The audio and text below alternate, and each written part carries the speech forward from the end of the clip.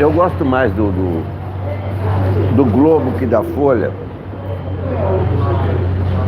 porque as notícias são iguais em todos os jornais, as notícias são as mesmas.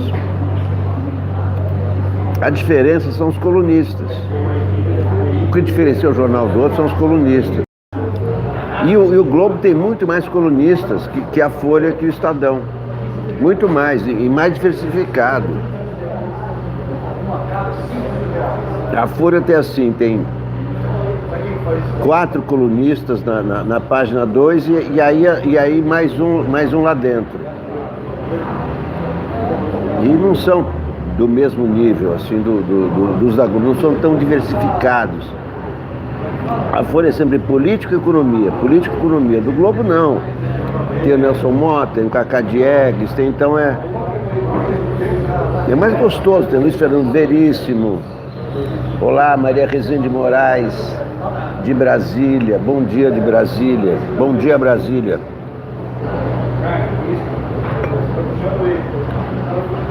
Carla Luísa Veras, de Pelotas, olá Pelotas.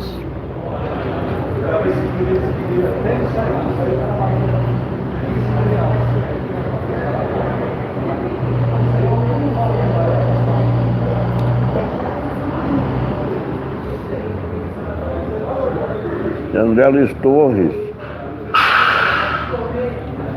Campo do Jordão deve estar frio. Quer fazer alguma denúncia? Não? Se tiver documentado, porque delação não vale assim por delação, só com provas e tal. Hein? Jornal? Claro. O jornal sempre entrevista alguém. Jornal é assim, ó. O jornal entrevista as pessoas. Jornal entrevista. E agora está pegando a doença do Bolsonaro. Agora você é contra a imprensa também. O cara foi mordido pelo Bolsonaro, meu. Tá pegando a doença. Tá querendo denunciar a ZOG e a imprensa. Os índios também? Eu não sou bolsonarista. Sou brasileiro, é diferente. Bom. Agora sim, agora tá bom, agora tá certo. Você é um brasileiro. Marcos. Mas, o que eu estou falando é o seguinte, o jornal documenta, isto é, ele entrevista as pessoas, ele mostra também documentos. Tem colunistas, os colunistas escrevem o que eles querem. Agora, se tem mentira, alguém aponta a mentira e processa. Alguém percebe a mentira. Né? Se alguém mente, tá vendo? Bom café. Gal Newton, tudo bem.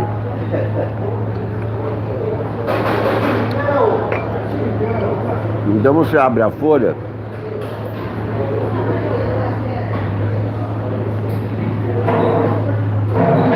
Os colunistas são muito iguais.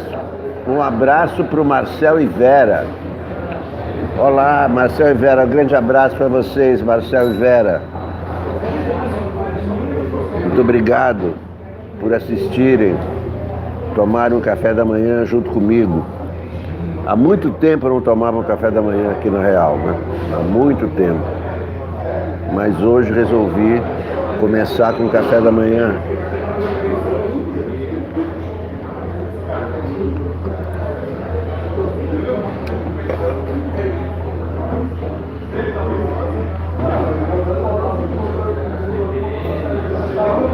Cauê Leite, bom dia Cauê Leite.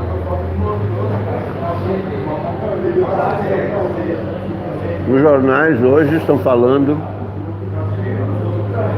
da sabatina de ontem do Aras, Augusto Aras, vergonha.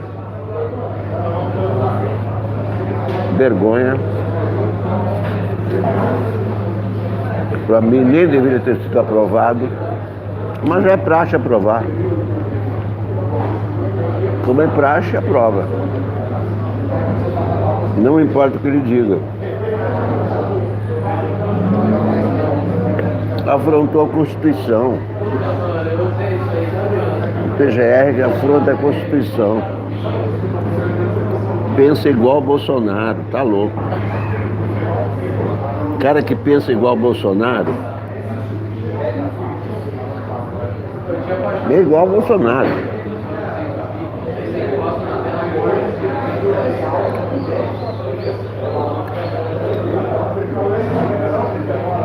É um bolsonarista no Ministério Público, como aliás eu desconfiava. Ivana Mar, bom dia. Tem gente que acha normal o PGR pensar igual ao presidente. O restante, para não acontecer isso, é que tem a lista tríplice. Os procuradores votam no seu candidato, para não ter relações com o presidente. Quando o presidente escolhe, é isso, escolhe um cara igual a ele. E contraria a Constituição, a PGR é autônoma. Não pode pensar igual ao presidente.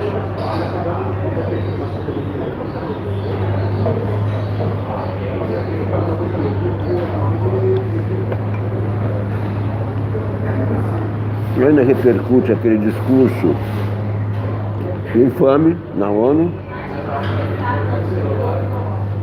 infame, ignorante, truculento, tudo que não deveria ser.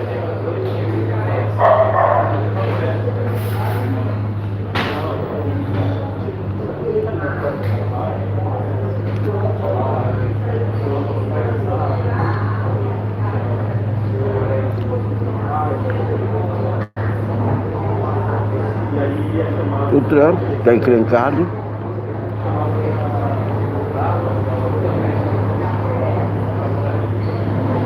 Está bem encrencado.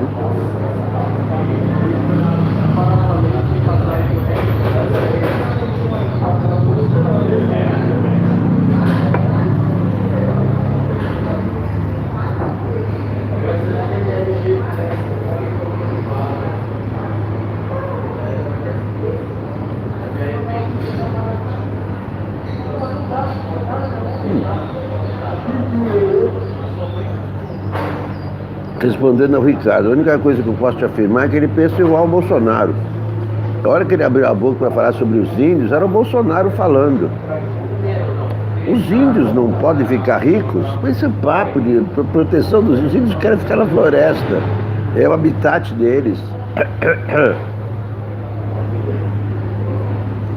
Índios ricos, não tem essa de índios ricos ou pobres, eles não fazem dinheiro, é outra civilização.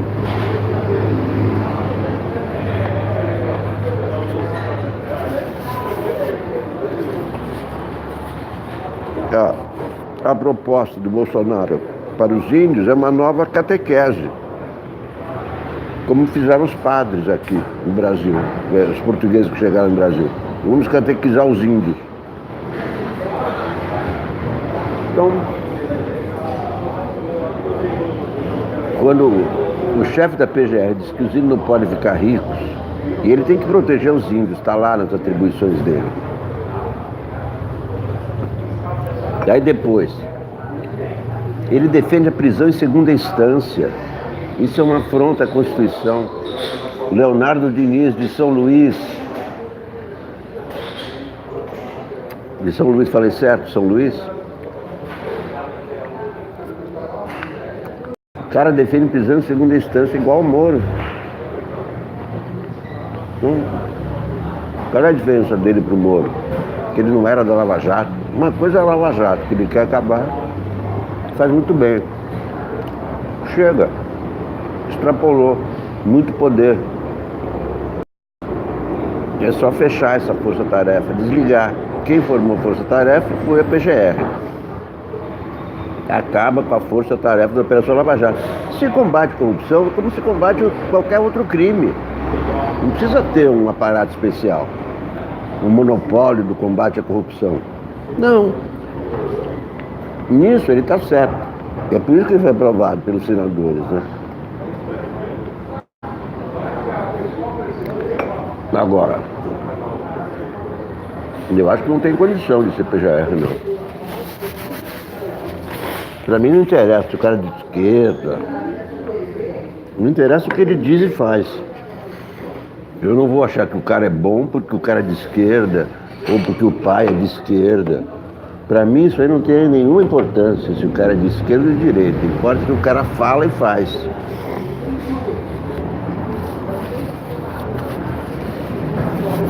O que ele falou ontem, ele defende prisão em segunda instância, diz que não teve golpe de Estado em 64. Então, tem condição de ser PGR, o cara que não distingue entre democracia e ditadura. Ele acha que a ditadura foi só com o AI-5.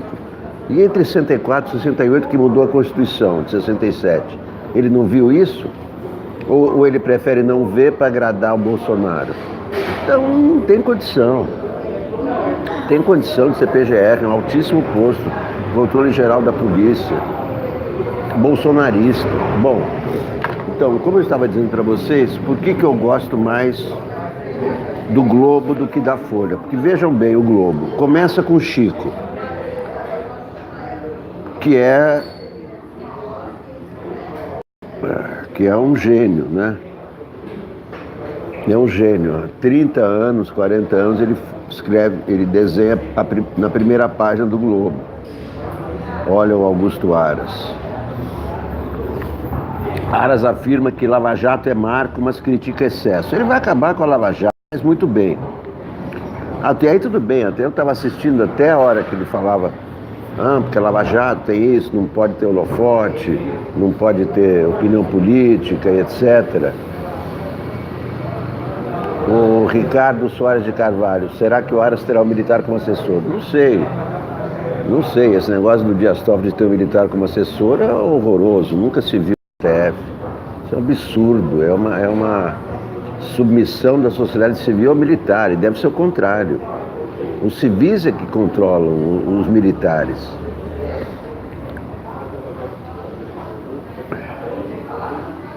Bom, vamos ver então. E olha os colunistas do Globo. Guga Chakra, só o tempo dirá se processo de impeachment é ruim para Trump. Merval Pereira, soberanistas de Bolsonaro estão ficando pelo caminho. Ascani Seleme, Raoni é patrimônio do país e merece o Nobel da Paz. Então vejam a quantidade de colunistas, é isso que eu gosto. Flávio agora libera deputados do PSL para ficar no governo Witzel. Voltou atrás, então. Flávio Bolsonaro havia determinado ao partido romper com o do Rio, mas disse que refletiu e resolveu rever a decisão. Ficou dito pelo não dito. Trump pressionou o líder ucraniano a investigar rival.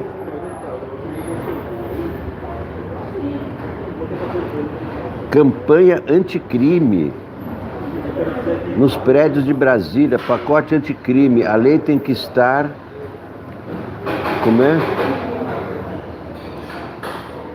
A lei tem que estar acima da impunidade, pacote, o governo começou a espalhar outdoors por toda a esplanada, vejam só, outdoors nos prédios de Brasília com pacote anticrime, esse pacote truculento do Sérgio Moro. O governo começou a espalhar outdoors por toda a esplanada em defesa do pacote anticrime. No mesmo pacote, tenta pressionar o Congresso e acena a base bolsonarista, após críticas por falta de empenho no combate à corrupção.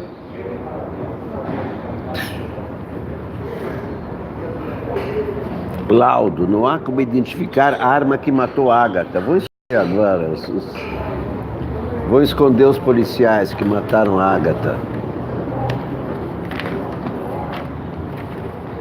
E olha aqui, para mostrar por que eu gosto mais do Globo que da Folha. Merval Pereira, o nome em vão, nunca esteve tão em moda a frase do escritor e pensador inglês Samuel Johnson, que escrita no século XVIII, sobreviveu ao tempo, ganhando um significado mais amplo, terrivelmente atual. O patriotismo é o último refúgio dos canalhas.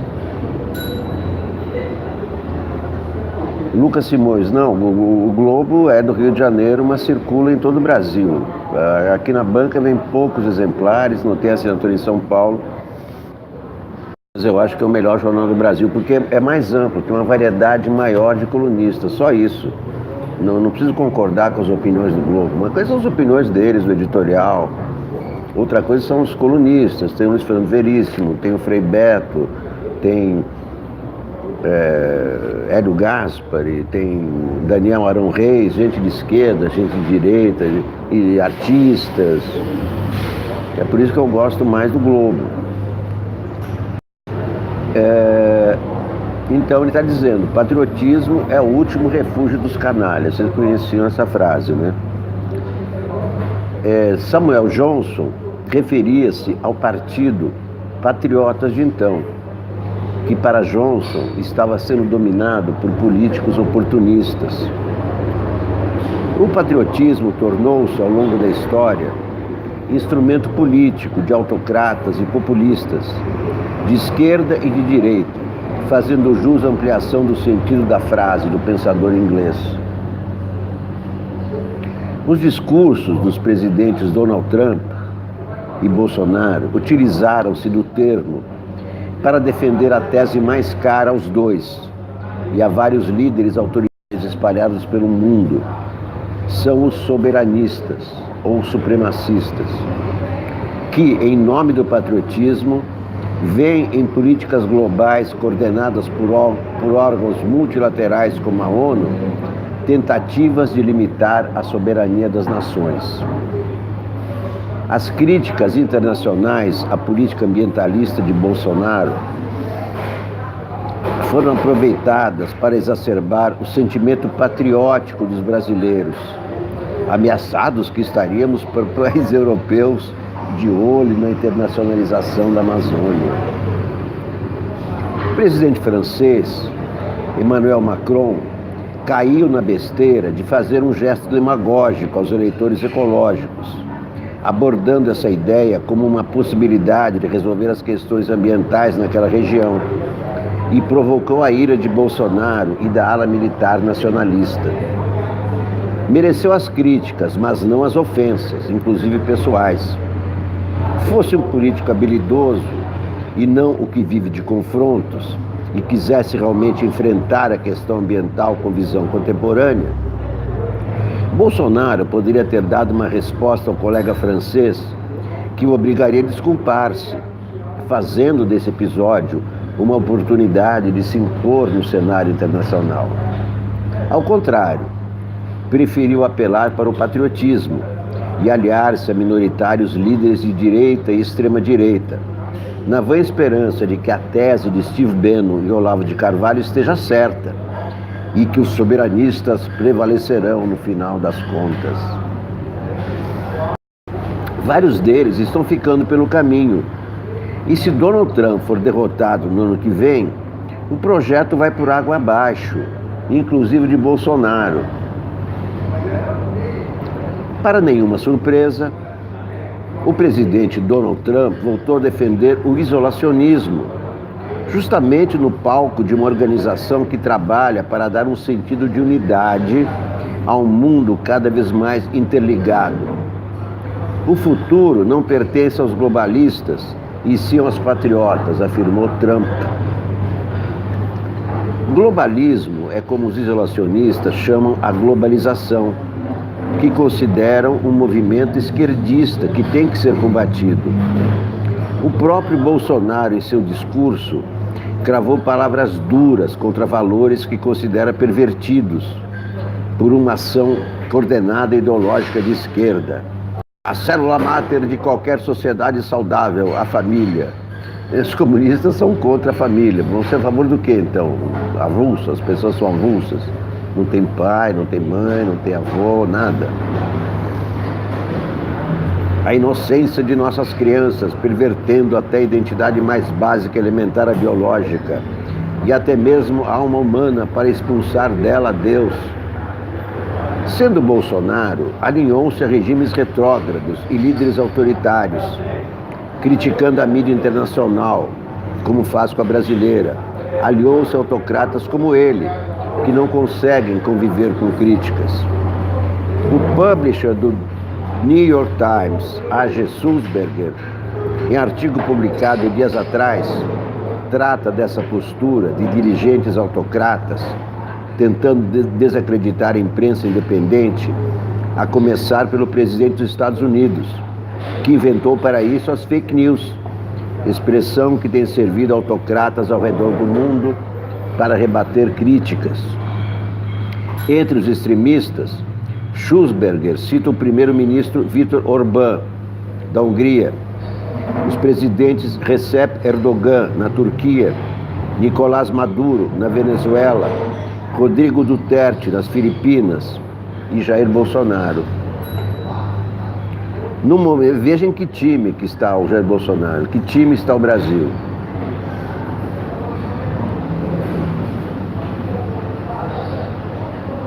Júlio César, se eu não uso óculos, o meu óculos escuro é para rebater a luz, principalmente dos holofotes. Eu não uso óculos, não. No momento em que Portugal virou um porto seguro para os brasileiros que querem e podem sair do país em busca de um futuro melhor, é sempre bom lembrar que o ditador Salazar, nos anos 70, pressionado por Portugal ainda ter colônias, cunhou um lema: orgulhosamente sós. Desse modo, Chico Buarque vai acabar acertando quando previu o enfado tropical. A esta terra ainda vai cumprir seu ideal, ainda vai tornar-se o imenso Portugal, só que do tempo de Salazar. Esse é o Merval Pereira. Gostaram do artigo?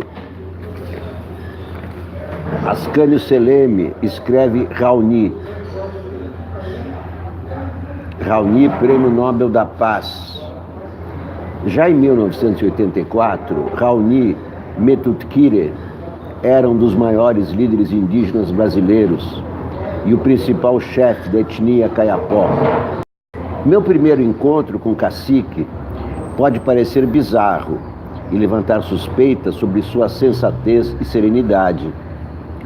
Como repórter da extinta TV Manchete, fui até uma aldeia Kayapó no Xingu para cobrir a libertação de 5 sertanistas da FUNAI, que Raoni mantivera sequestrados numa das muitas disputas que travava em torno da demarcação da sua reserva no Xingu. Quando Raoni saiu vitorioso do episódio, os sertanistas sequestrados, que também estavam do lado da causa indígena, festejaram mais a vitória do cacique do que a sua própria libertação. Raoni já tinha um porte majestoso que mantém até hoje. Era ao mesmo tempo doce e duro. A luta pela demarcação definitiva do Parque do Xingu, criado pelos irmãos Vilas Boas em 1961, se estendeu no tempo e se desdobrou em outros momentos importantes. Um dos mais emblemáticos ocorreu no dia em que o cacique enfrentou Mário Andreasa, o último ministro dos transportes do regime militar. Pintado de vermelho para a guerra e portando uma borduna, o líder indígena se reuniu com Andreasa e produziu uma frase que entrou para a história. Ao final do encontro, o ministro disse para Raoni que o considerava um amigo e ouviu a seguinte resposta de um índio insatisfeito com o resultado da reunião: aceito ser amigo, mas você tem que ouvir o índio. Não ocorreu no governo militar a demarcação do Xingu, mas apenas em 1993. Antes disso, o mais carismático líder indígena brasileiro recebeu em Altamira, no Pará, o cantor Sting, que estava então no auge da sua popularidade. Também fiz a cobertura jornalística deste encontro. Isso é o Ascânio Seleme escrevendo, tá? Não sou eu. Também fiz a cobertura jornalística deste encontro, que durou quase uma semana, mas já pelo Globo. Foi um evento memorável. Jornalistas de diversos veículos estrangeiros e dos principais órgãos brasileiros se amontoaram em pequenos hotéis, casas alugadas de famílias locais ou acampados dentro de um ginásio de esportes para acompanhar a reunião. Sting era celebridade, mas quem se destacou foi o índio botocudo, que desde os 15 anos tem implantado no seu lábio inferior um grande disco de madeira pintada que o distingue de todos. Sting virou coadjuvante. Raoni nunca fala alto, embora seja sempre firme. Não se conhece episódio em que tenha agredido fisicamente alguém, embora seu porte atlético seja assustador. Raoni, que há um mês foi recebido pelo presidente da França, Emmanuel Macron, não se surpreendeu com o Palácio do Eliseu, porque lá já estiveram uma vez no ano 2000, quando foi recebido pelo então presidente Jacques Chirac, que aliás morreu hoje, aos 86 anos. Morreu ontem. Pompa não é novidade para este líder guerreiro. Ele já esteve em outros palácios com presidentes, reis e papas, e nunca se deslumbrou. Seu sorriso é comedido, dizer raro. Seu ar é sério e seu discurso é coerente.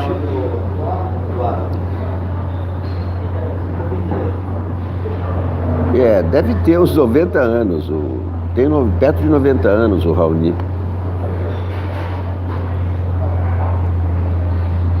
Não há por que demonstrar felicidade, entende o cacique.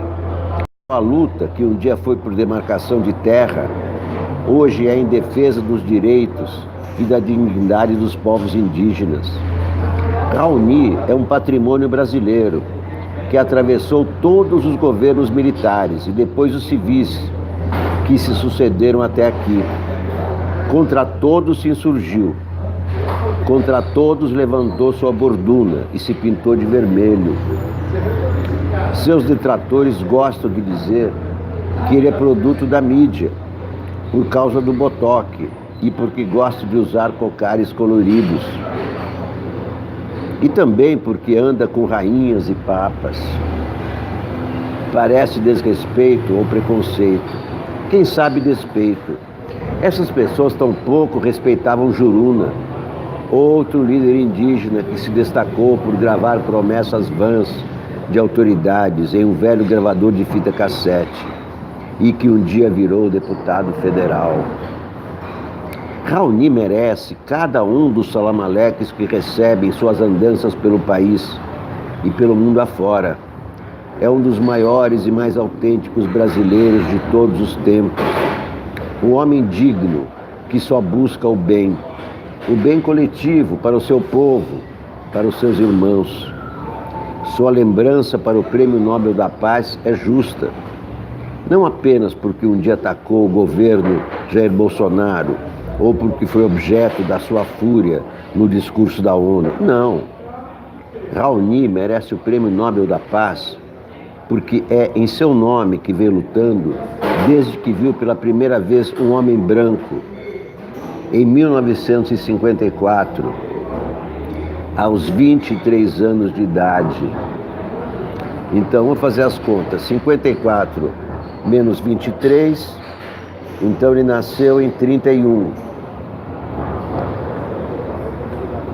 Nasceu em 31, eu nasci em 49 e tenho 70. Ele nasceu em 31, 18 anos antes, 88 anos.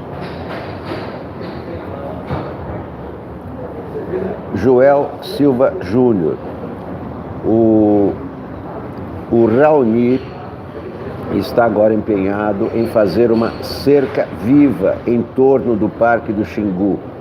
Cerca viva quer dizer uma cerca natural para proteger aquela reserva. E fez viagens, né, internacionais para recolher esse dinheiro. O governo brasileiro não deu dinheiro para ele. Quem deu dinheiro para ele foi o Macron, para construir essa cerca viva em torno do Parque do Xingu. Como ele vive, que recursos ele tem, eu não sei, eu desconheço. Não sei como vive Raoni, mas sei que é um cara decente, é um grande brasileiro. Eu já disse que o verdadeiro presidente do Brasil é ele, é o líder do Brasil. E tem dinheiro de ONG, qual é o problema? As pessoas acham que é o governo brasileiro que dá dinheiro para ONGs. Não é o governo brasileiro, essas ONGs todas, quem financia é a Noruega, Alemanha, Holanda, esses países aí, que sabem que a Amazônia tem que ser preservada, porque é bom para o mundo todo, para o planeta. A Amazônia é um patrimônio da humanidade. Só o Bolsonaro acha que não, acho que só porque está no Brasil não pertence ao planeta. Ué, o Brasil pertence ao planeta. Mas vai discutir com ignorantes, né?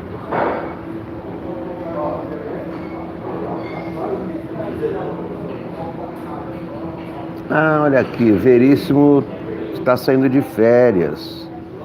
Volta em 24 de outubro. Gosto muito de ler o Veríssimo.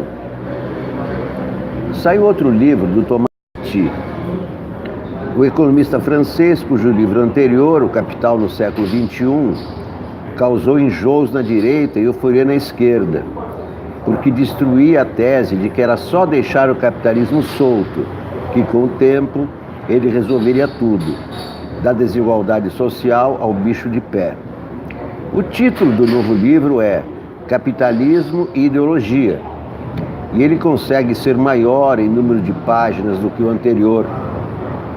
Apesar do alvoroço que causou, Capital no século XXI não fez maiores estragos no pensamento econômico da época, porque, segundo os cínicos, ninguém conseguia carregar, o que dirá ler, um volume daquele tamanho. Ler na cama, arriscando o aprofundamento do externo, então, nem pensar. Mesmo assim, o Capital no século XXI vendeu mais de 2 milhões de exemplares e foi considerado o mais bem-sucedido livro sobre economia publicado no mundo, depois da teoria geral de John Maynard Keynes. Com uma diferença: o livro de Keynes foi lançado no fim da Segunda Guerra Mundial, quando o mundo se organizava para evitar a repetição de tragédias como a guerra, e o clima geral de otimismo permitia pensar na economia como uma entidade racionalizável, seguindo a teoria de Keynes. Já Piketty lança seus livros no mundo radicalizado pelo predomínio do capital financeiro e uma desigualdade social explosiva, que parece irreversível, imune a qualquer tipo de racionalização. Outra diferença entre Keynes e Piketty é o estilo, não das teses, mas da sua apresentação. Keynes era um intelectual de gostos finos. Piketty recorre à cultura pop e a personagens da ficção popular para tornar a leitura dos seus tijolos mais agradável. O novo Piketty foi publicado por enquanto só na França. Sairá em inglês em março. Sua mensagem é a mesma do outro livro. O capitalismo, do jeito que vai, caminha para um desastre. Como evitar o desastre? Taxar mais os mais ricos. Mudar as leis de sucessão que só favorecem fortunas herdadas. Piketty não é comunista. Se declara um social-democrata no modelo europeu, só disposto a levar o social e o democrático um pouco mais longe. Um bom exemplo. É isso aí. É isso aí. Salve o Piketty. Aqui a matéria. A matéria sobre Augusto Aras, esse novo procurador-geral da República que é bolsonarista desde criancinha. Cabeça branca na PGR. Senado aprova Aras, que critica a ação de procuradores jovens da Lava Jato.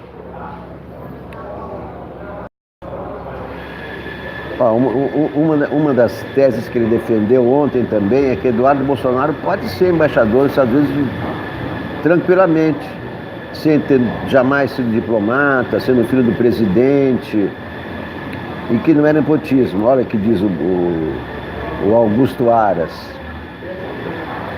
A súmula do STF, que disciplina o nepotismo, não se estende a agentes públicos, políticos. Em os estados e municípios, há filhos e parentes de primeiro grau ocupando cargos em secretarias, sem que isso atinja nenhum valor constitucional. Evidentemente que essa casa é soberana. Quer dizer, o que está errado nos outros estados fica como régua. Então, se tem nepotismo lá, pode ter nepotismo cá. Quer dizer, esse é Augusto Aras.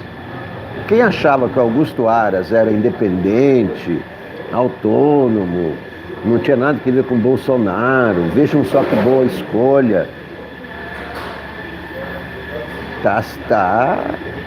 se enganou, está se enganando. Por tudo que o Aras disse ontem na Sabatina, eu já fiz um vídeo ontem ainda sobre as declarações dele, eu fiquei chocado. Quando ele fala sobre os índios, é Bolsonaro falando. Índio também quer vida boa, olha o que ele fala sobre os índios.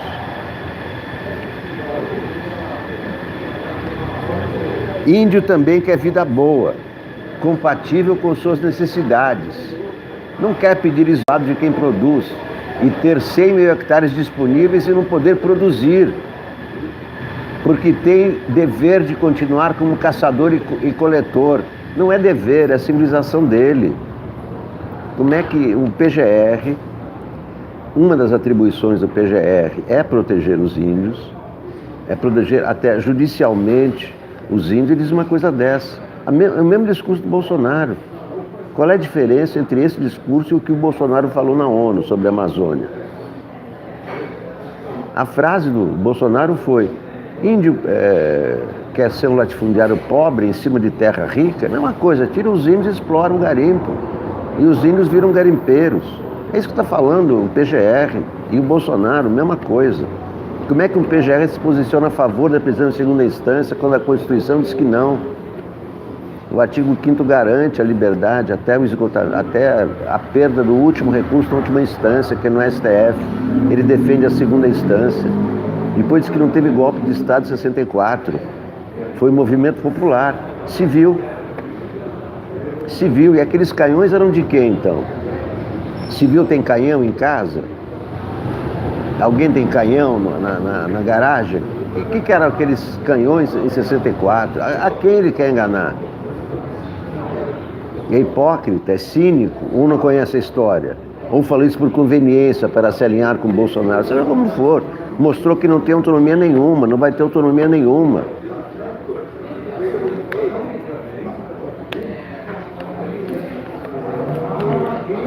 Não sei como é que aprovam. Eu sei por que aprovam. Os senadores aprovaram porque ele vai acabar com a Lava Jato. Pelo menos isso. Que a Lava Jato se tornou um poder independente, um partido político, uma instituição à parte. Fora, né, da PGR. Esses 40 procuradores se transformaram nos donos do Brasil. Podiam fazer o que quisessem, podiam ter uma fundação, queriam construir uma estátua, se reunindo com palestras, combinando investigações com juízes, tudo errado, tudo fora da lei, pressionando a opinião pública no Twitter. O Aras que não, que tem que manter a sobriedade. A Lava Jato são 40 procuradores e essa força-tarefa foi a PGR. Cabe a PGR acabar com a força-tarefa. Bernardo Melo Franco, esse é o meu colunista preferido no Globo. As colunas dele são curtinhas, por isso que é bom. Capitão, ouça o professor Marcelo. Há 45 anos, escreve Bernardo Melo Franco, Portugal era um país atrasado, submetido a uma ditadura carola e fechado para o mundo. Hoje é uma nação moderna que atrai imigrantes e cresce acima da média europeia. virou o destino preferido de brasileiros que fogem do desemprego e da violência urbana. E da violência política, né? Na terça-feira, o presidente Marcelo Rebelo de Souza representou o país na Assembleia Geral da ONU. Ele fez um discurso incisivo contra o nacional-populismo, a intolerância e a xenofobia. Sem citar nomes, criticou líderes que se dizem patriotas e fingem ignorar desafios urgentes, como as mudanças climáticas e a crise migratória. Na contramão de Donald Trump e seus imitadores, o português disse que o mundo precisa de mais multilateralismo e cooperação internacional. Aspas, há 80 anos começava a Segunda Guerra. Vale a pena parar um minuto para tirar as lições desse passado próximo, afirmou o presidente de Portugal. Ele lembrou que ninguém é uma ilha, nem os países mais poderosos. Aspas. É fundamental manter o diálogo, a prevenção de conflitos, as iniciativas pelo interesse comum. Há que resistir à tentação de olhar para o nosso ego, o nosso poder, a nossa próxima eleição, disse o presidente português. Conhecido como professor Marcelo, o presidente reafirmou valores que andam fora de moda, como o respeito às minorias e aos direitos humanos. Ele condenou a tendência de não aceitar os outros, rejeitar os outros, fazer de conta que o resto do mundo conta menos. Aspas, somente aqueles que não conhecem a história e, portanto, não se importam em repetir os erros do passado, minimizam o papel das Nações Unidas, sentenciou. Portugal disse estar fazendo a sua parte. Participa de 8 missões de paz, defende o Acordo de Paris e apoia o Pacto Global para a Migração, torpedeado pelo Itamaraty da nova era. Elegante, o presidente só mencionou o Brasil para defender sua entrada no Conselho de Segurança da ONU, mais uma bandeira histórica que Jair Bolsonaro deixou de Nova York. Em tempos bicudos, é um alento ouvir as lições do professor Marcelo. Sem recorrer ao teleprompter, ele ocupou a tribuna por 16 minutos, metade do tempo usado pelo capitão. O discurso está no YouTube. Até Bolsonaro pode assisti-lo. O presidente falou em português. É por isso que eu gosto do Bernardo Melo Franco. Curto e grosso. Curto e grosso. Então, vocês viram a quantidade de colunistas do Globo, né?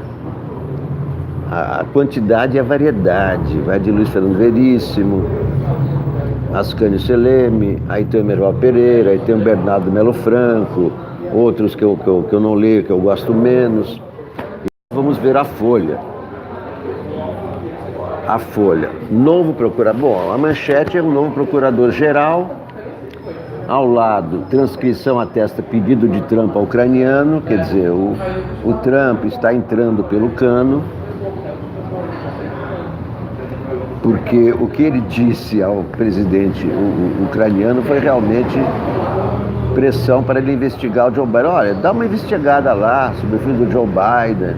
Como é que ele pede ao presidente estrangeiro para interferir primeiro num assunto interno dos Estados Unidos, depois um assunto que tem a ver com o possível rival dele nas eleições, que é o Joe Biden.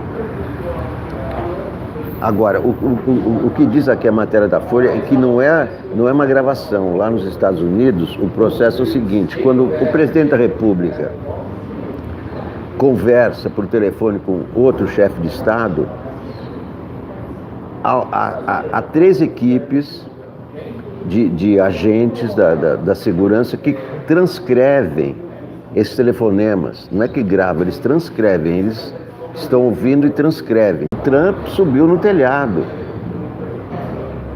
Trump subiu no telhado. Principal centro de formação do MST no Nordeste é alvo de despejo. Crianças jogam bola diante da sede antiga Fazenda Normandia, em Caruaru, que se tornou um equipamento legalizado e passou a abrigar um centro de formação. INCRA alega que construções na área comum foram feitas sem aval e Justiça ordenou desocupação. MST promete resistir. São as primeiras medidas contra o MST. Começa assim. Uma fachada com verniz de ilegalidade. Olha, tem alguma coisa errada aí, vocês vão ter que sair. É isso aí. Agora, o encontro do Bolsonaro com o Trump está aqui retratado na coluna da Marilis Pereira Jorge. Ela diz o seguinte: não tem vídeo nem áudio, apenas o relato de diplomatas ao jornalista Lauro Jardim, de que Jair Bolsonaro, ao encontrar Donald Trump, depois de discursar na ONU, teria dito "I love you". Bolsonaro falou em inglês para o Trump, "I love you". E o americano respondeu, "Bom te ver de novo". Algo como, "Obrigado, valeu, qualquer coisa te ligo". O Trump quer distância de Bolsonaro. Bolsonaro é pé frio, internacional. Ele é criptonita. Onde ele põe a mão, estraga. É o sadinho.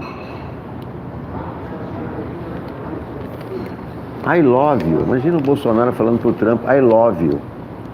Onde já se viu uma coisa dessa? Em qualquer... numa sociedade mais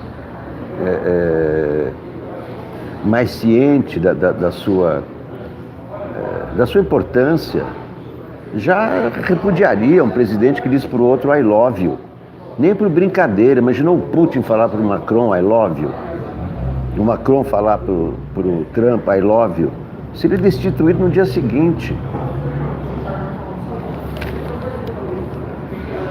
Aqui tem o Roberto Dias, o foro privilegiado do Facebook. A charge é boa, a charge do Bennett é boa, dá uma olhadinha. Olha a charge da Folha. Quer dizer, é claro que o Chico do Globo é melhor do que qualquer chargista da Folha, não há dúvida. Eles são novinhos, o Chico tem a minha idade, então é claro que o Chico é muito mais experiente, né? Então, o chargista do Globo, estou explicando por que eu gosto mais do Globo que da Folha. O chargista do Globo é melhor, a maior variedade de colunistas, e colunistas que escrevem sobre temas mais variados também.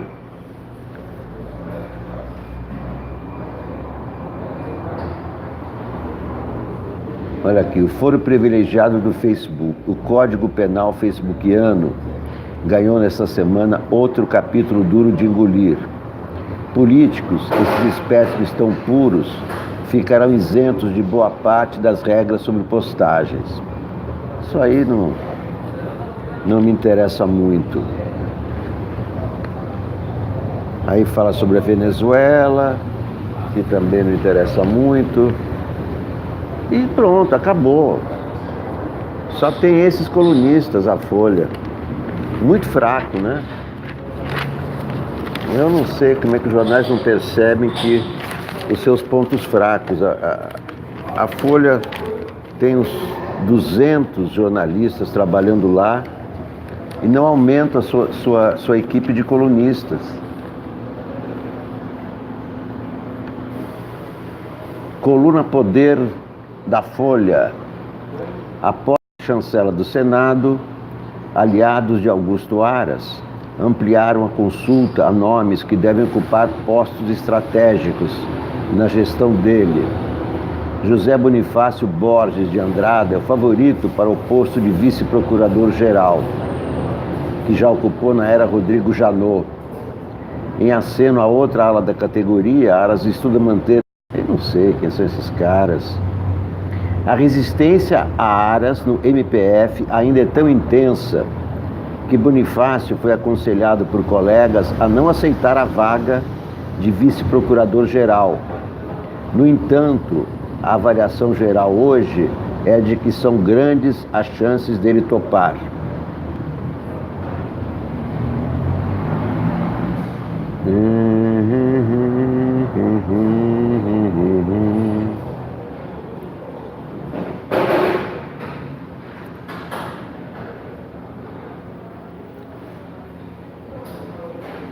Edson Salomão, nomeado presidente do PSL de São Paulo, capital, disse que vai defender prévias para a escolha do candidato a prefeito. Trata-se de mais um sinal a Joyce Hasselmann, que trabalha pela candidatura.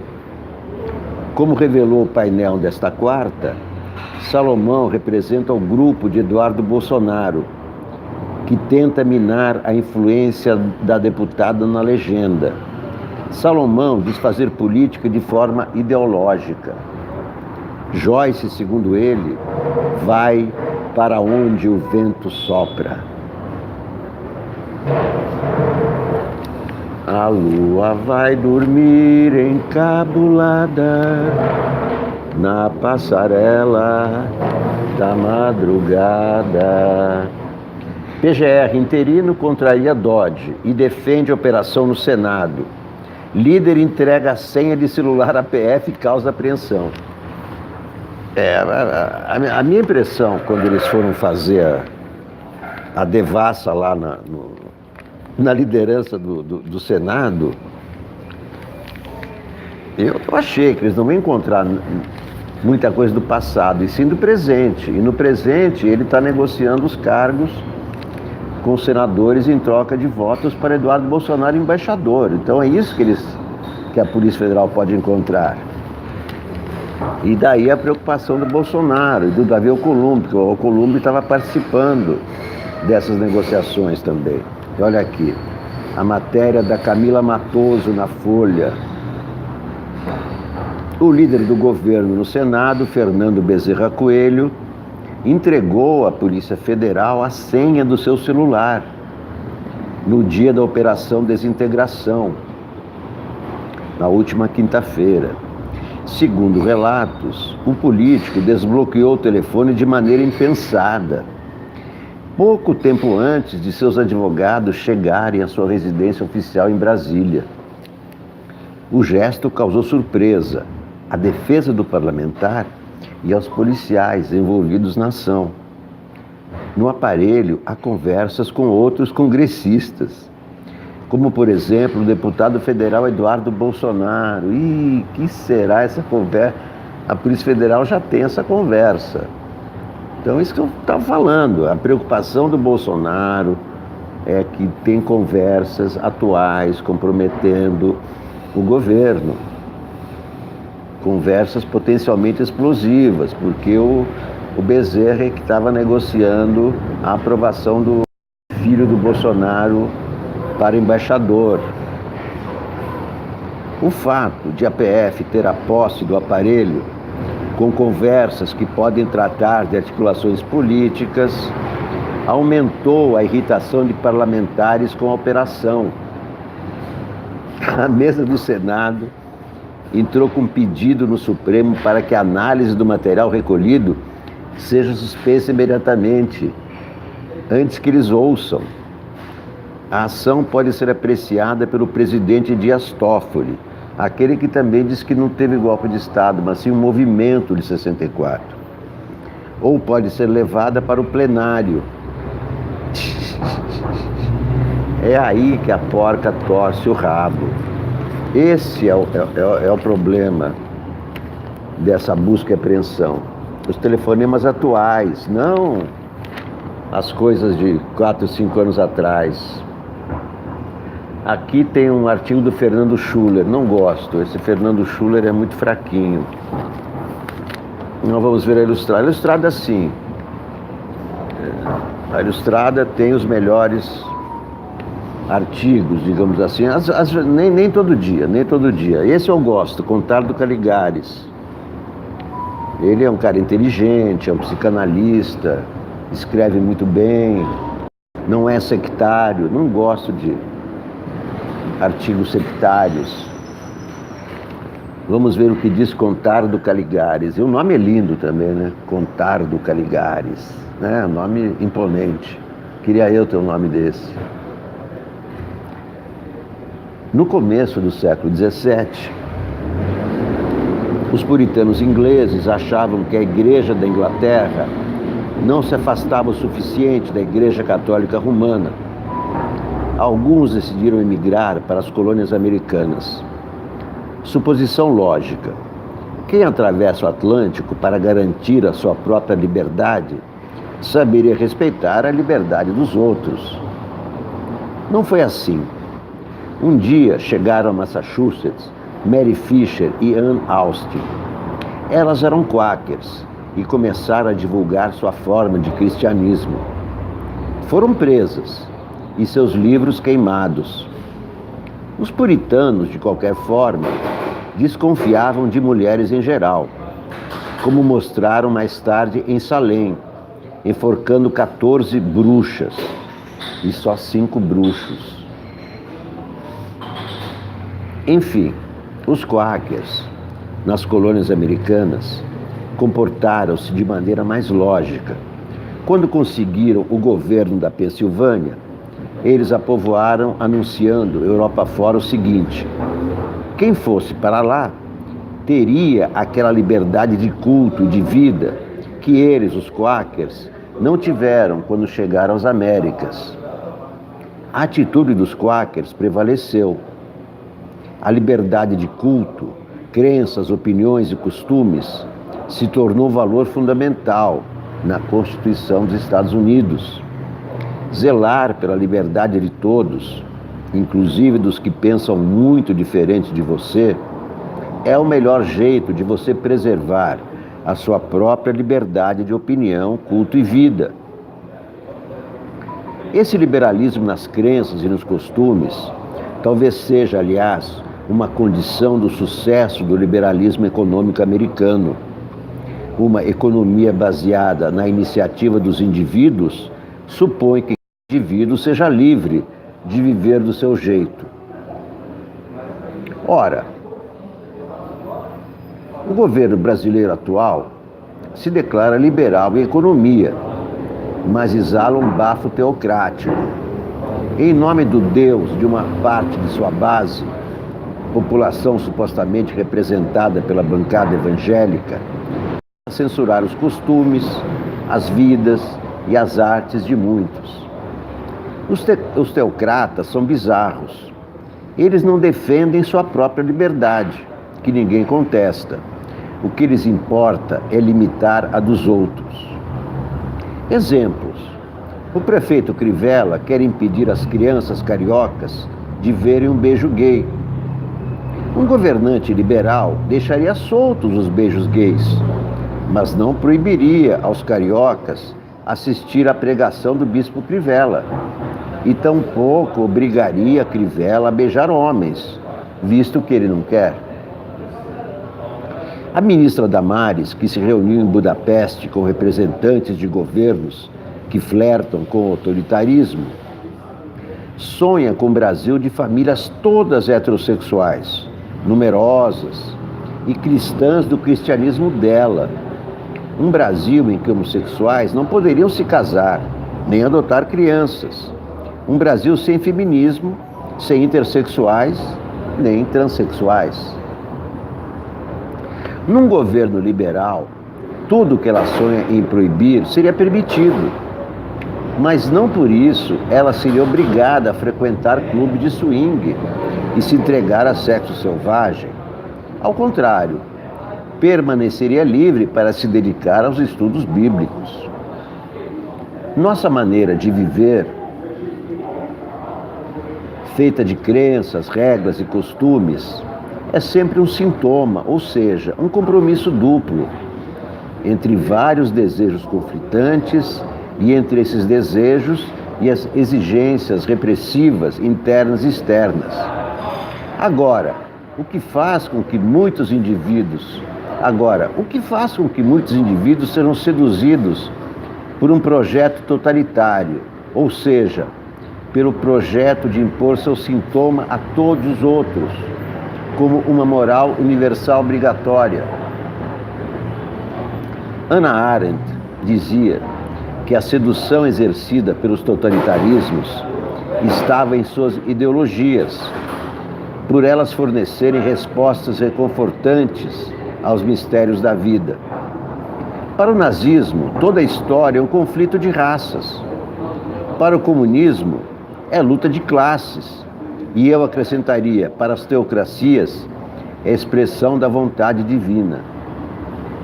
Continuando nessa direção, a sanha missionária serve aos teocratas para situar nos outros, nos infiéis, todos os pecados aos quais eles mal conseguem resistir. Tenho tentações inconfessáveis e irresistíveis? Policiando os outros, cultivo a ilusão de conseguir policiar a mim mesmo. Também na sanha missionária, esqueço meus desejos e me confundo com meu grupo de assanhados. Descanso assim de ser um indivíduo pensante e de fazer minhas próprias escolhas morais. Esse é o contar do Caligares na Folha de São Paulo. Bom, eu acho que vocês já entenderam por que eu gosto mais do Globo do que da Folha. Não pelas ideias dos editoriais de um ou de outro. Posso elogiar um editorial, posso criticar outro. Os editoriais defendem a posição do dono do jornal, dos seus acionistas, dos investidores. Então posso concordar ou não, mas o que eu gosto mais do Globo é que tem uma maior variedade de colunistas, portanto, uma maior variedade de ideias. Tem esquerda, direita, centro-esquerda, artistas, políticos, sociólogos, uma variedade muito maior do que os da Folha. Por isso é que eu gosto mais. O Estadão também é pior ainda que a Folha. Eu não consigo ler o Estadão, não consigo. Tem poucos colunistas, a diagramação é muito conservadora.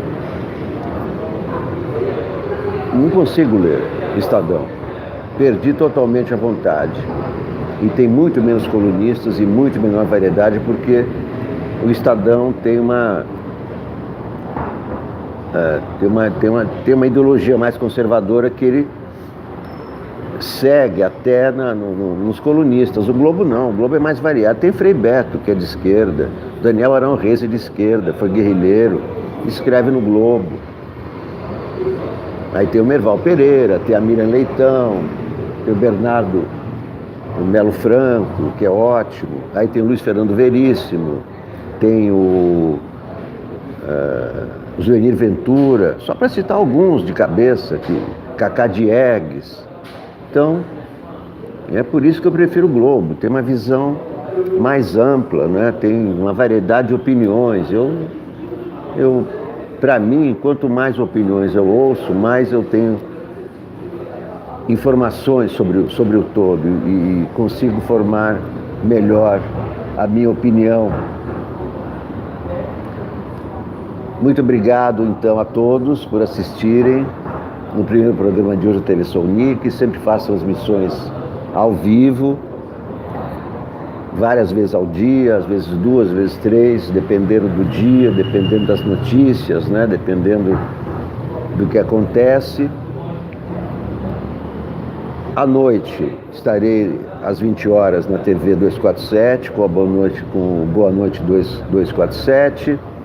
À tarde, estaremos juntos, em qualquer horário, porque sempre há novidades, né?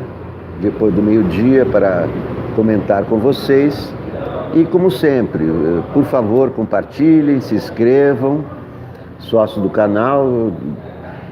Quem quiser contribuir, temos o Catarse, que é uma contribuição mensal para o canal, a partir de R$25, que em breve vou baixar para R$10. E o Superchat, que é a graninha aí que vocês podem depositar na hora. E aparece aqui o superchat e tal, na quantia que vocês quiserem. A Última Batalha de Napoleão é uma novela, né, Júlio César? Já está prontinho. O André mandou ontem para mim a versão final do e-book.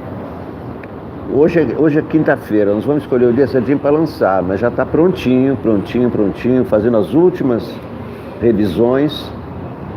E semana que vem vamos fazer um lançamento e etc. Vocês serão informados, vocês vão ver a capa, vamos fazer uma grande promoção em torno do A Última Batalha de Napoleão, minha única peça de teatro em 70 anos, que conta em detalhes a Batalha de Waterloo e o que aconteceu com Napoleão depois que ele perdeu a Batalha de Waterloo, a batalha mais famosa, talvez, da história moderna, pelo menos. Muito obrigado a todos, meus amigos, minhas amigas. Até o próximo programa. Tchau.